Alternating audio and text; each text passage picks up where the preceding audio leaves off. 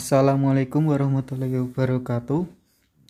Perkenalkan, kami dari kelompok 2 yang beranggotakan 1. Anita Puspitasari, 2. Erlina Mediana Putri, 3. Niko Kurnia Setiawan, 4. Ambrosius Nani Ngungu, 5. Iren Asmiati Dapa akan mempresentasikan hasil makalah dari kelompok kami yang berjudul Analisis Pekerjaan. A. Pengertian analisis pekerjaan. Analisis pekerjaan adalah proses sistematis dalam menghimpun informasi tertulis mengenai jenis pekerjaan apa saja yang harus dikerjakan dalam suatu perusahaan agar tujuan organisasi tersebut tercapai.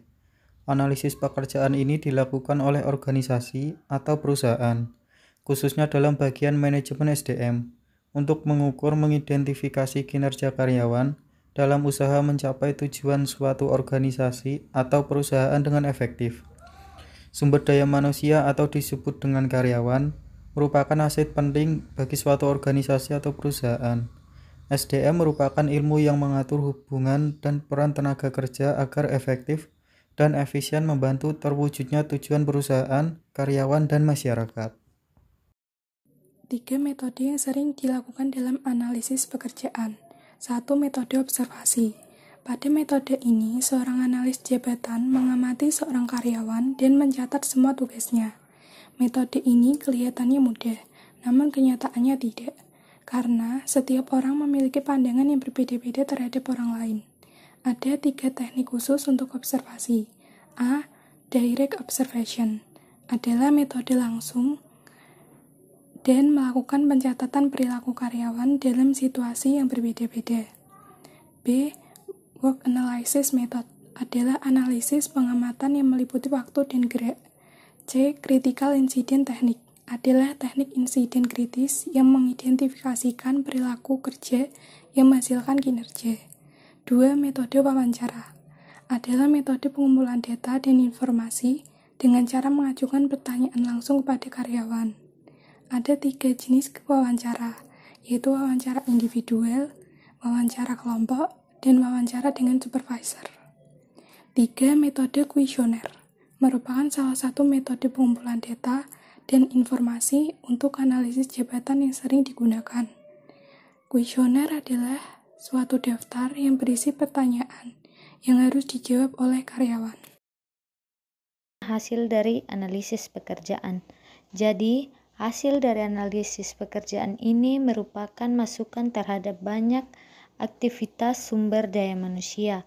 Hasil dari analisa pekerjaan selain sebagai alat manajemen untuk melakukan perencanaan SDM yang efektif dan efisien, juga merupakan koreksi keadaan saat ini yang bertujuan untuk perubahan di masa yang akan datang.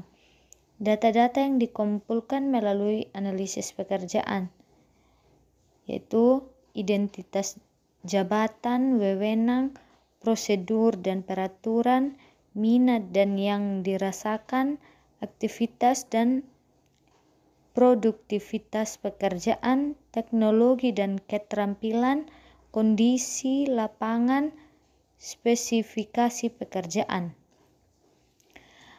Kapan analisis pekerjaan dilakukan? Proses analisis pekerjaan dilakukan dalam 2 kesempatan. Yang pertama, pada saat organisasi dibangun. Yang kedua, ada kebutuhan pekerjaan baru.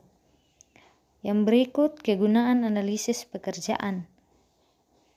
Yang pertama, kegunaan dari analisis pekerjaan bagi karyawan, yaitu memperkenalkan karyawan yang baru dengan pekerjaan pada jabatan yang ditepati, menentukan kebutuhan-kebutuhan pelatihan bagi para karyawan, mengembangkan rencana-rencana pengembangan karyawan yang potensial, mengevaluasi tantangan lingkungan yang mempengaruhi pekerjaan individu, merencanakan kebutuhan karyawan di waktu yang akan datang.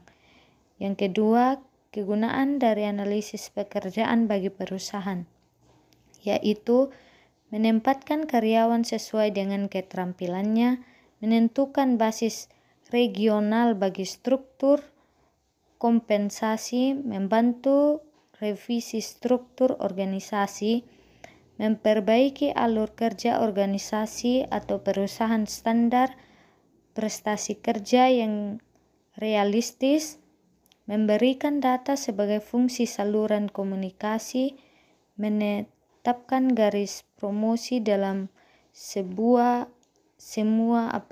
departemen dan organisasi. Kegunaan analisis pekerjaan. Kegunaan analisis pekerjaan ada berbagai macam kegunaan. Inilah yang menjadikan sebuah perusahaan mengharuskan untuk melakukan analisis pekerjaan. Berikut adalah beberapa kegunaan dari analisis pekerjaan, yaitu 1. Faktor penunjang dalam proses manajerial. Sebuah perusahaan tentu membutuhkan sebuah faktor penunjang dalam proses manajerial agar segala aktivitas dapat berjalan secara efektif. Proses manajerial juga merupakan langkah-langkah yang harus dilakukan secara tepat. Untuk dapat mencapai hal tersebut, tetap harus membutuhkan yang namanya analisis pekerjaan. Hal inilah yang menjadi faktor utama agar dapat melakukan proses secara tepat. Proses manajerial ini juga memerlukan sebuah tahapan yang menjadikan seorang manajer harus tetap jeli dalam memahami karyawan. 2. Sarana proses rekrutmen. Ketika perusahaan akan melakukan sebuah pergantian karyawan, tentu diharuskan untuk melakukan rekrutmen. Ini bertujuan untuk menentukan seperti apa orang yang hendak menduduki jabatan dalam pekerjaan di perusahaan tersebut. Adanya analisis ini akan mampu untuk menunjukkan sebuah kualifikasi dan juga keterampilan yang ada. Tidak hanya itu saja, bahkan emosional seorang serta keahlian pribadi dalam melakukan sebuah pekerjaan juga bisa terlihat ketika melakukan analisis pekerjaan ini. 3. Mengetahui kinerja karyawan. Kinerja seorang karyawan dapat berimbas pada keefektifan kegiatan sebuah perusahaan. Dengan adanya analisis ini, sebuah perusahaan akan mampu untuk memeriksa apakah tujuan dan sasaran yang ada pada karyawan sudah tercapai atau belum. 4. Adanya manajemen kompensasi. Sebuah perusahaan sangat penting untuk melakukan analisis pekerjaan agar dapat menentukan besar kecilnya gaji seorang karyawan. Bahkan, tidak hanya itu saja, besarnya tujuan dan juga insentif sangat dipengaruhi dengan analisis pekerjaan ini. Keadaan dan juga tanggung jawab seorang pengusaha dalam mengemban tugas bisa dapat dilihat dengan mudah menggunakan analisis pekerjaan tersebut. Karena adanya hal tersebut akan memudahkan dalam menentukan kompensasi yang harus diberikan oleh manajer sumber daya manusia kepada karyawan. 5. Sarana pelatihan dan juga pengembangan karyawan.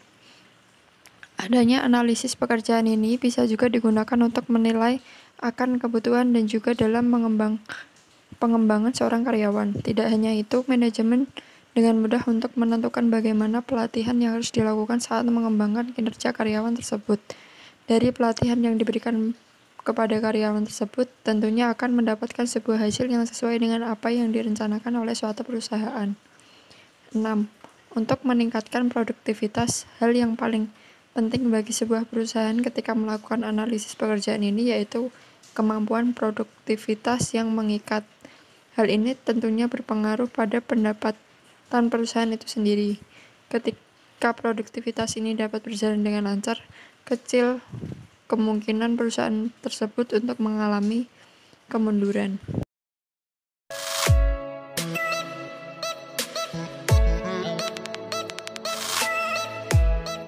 Sekian presentasi dari kelompok kami. Apabila ada salah kata maupun pengucapan, mohon dimaafkan yang sebesar-besarnya.